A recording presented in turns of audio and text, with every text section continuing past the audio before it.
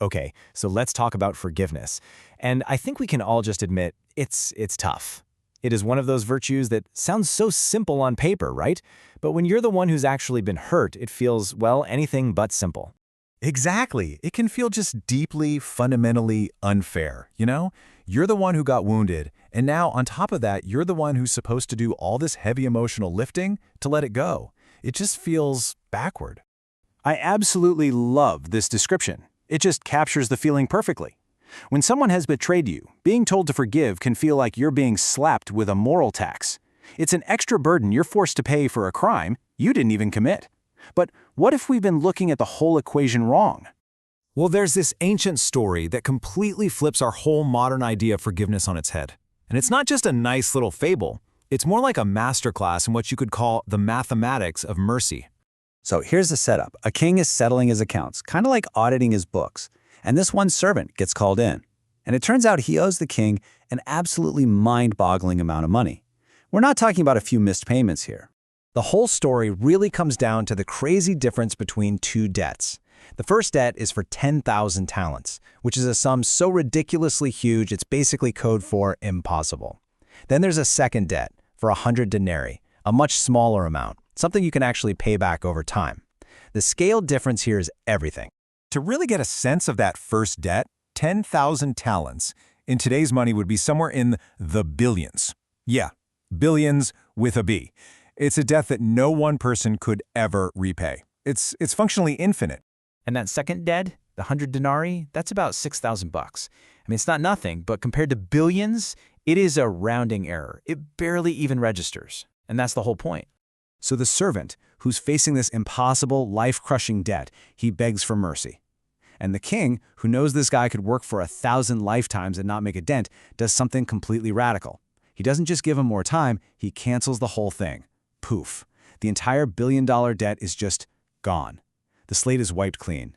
So what does this guy do? Fresh off the biggest break of his life? He walks right out, finds a fellow servant who owes him that smaller $6,000 debt, and he literally grabs the man by the throat, demanding he pay up right now. And when that man begs for mercy, the same mercy he was just shown, our guy has him thrown into debtor's prison. The hypocrisy is just stunning. The story ends with this absolute gut punch. The king finds out what happened, and he is furious. He calls the first servant back and hands him over to be tormented until he can pay back the original debt, which we know is never. So the message is clear. The king's mercy wasn't a free pass. It was meant to flow through him. This isn't just about being nice. It's a warning about the fundamental physics of the human heart. And if that ending sounds a little harsh, well, it turns out modern science kind of backs it up. We're going to shift gears now and look at the actual biology of a grudge, what we'll call the grip, and see what it's physically doing to your body. You know, psychologists basically define unforgiveness as a stress response. When you're actively holding on to a grudge, you're locking your body into this chronic, low-level state of fight or flight. You're basically telling your nervous system 24/7 that you're in danger. And this shows the cost.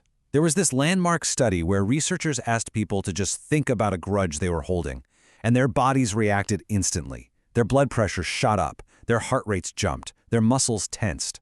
By refusing to let go, you are literally holding your own nervous system hostage to a past event. You become your own jailer, just like that servant in the story. There's this famous saying that just puts it perfectly, right? Holding a grudge is like drinking poison and waiting for the other person to die. We think we're somehow punishing them, but we're the ones suffering the real physical consequences every single day. Okay, so we've seen the ancient parable, and we've seen the modern science. Now, let's look at a powerful, real-world example of this whole principle in action, under some of the most extreme circumstances you can imagine. This is the story of Joseph Smith and a man named W. Phelps. Phelps had been a close friend, but he betrayed Joseph, and his testimony was a key reason Joseph was thrown into a truly hellish jail for months. A couple years later, a completely broken and repentant Phelps writes a letter begging for a way back. Now, Joseph had every right in the world to be angry, every right to demand justice, but he didn't. Instead of a lecture, Joseph wrote back this simple, beautiful, poetic line. No probation period, no "I told you so," just pure, immediate acceptance. See, he understood the math of mercy. He knew he'd been forgiven his own 10,000 talent debt, So how could he possibly choke a brother over 100 denarii? It's just a radical, breathtaking example of forgiveness in the real world. All right, let's pull all these threads together now. The ancient story, the modern science, and the real-life history. This is where we get to the core physics of how all of this, mercy, forgiveness, actually works in our lives. Now this, right here, is the most important takeaway. Forgiveness is not about saying that what happened to you was okay, or that it didn't hurt. It wasn't okay. The whole point of the parable is to get you to shift your focus away from the 100 denarii wrong done to you and onto the 10,000 talent debt that you don't have to pay. And here's the trap, the bottleneck we all create for ourselves. We desperately want grace and mercy and compassion to flow into our lives. But when it's our turn to give it, we want to be dispensers of strict, perfect justice. We want to be the one exception to the rule. This analogy is just perfect. Think of it like this. The spiritual plumbing of your soul is a one-way system. Grace is meant to flow in, and then it has to flow out. But if you put a cap on the exit pipe, if you refuse to let it flow out towards others, you automatically shut off the intake valve. It's a closed system. You just can't have it both ways. So we'll leave you with this final question to think about. What small, manageable 100 denarii grudge are you holding on to? What offense has someone in a mental prison that, when you really think about it, you're the one paying the rent on?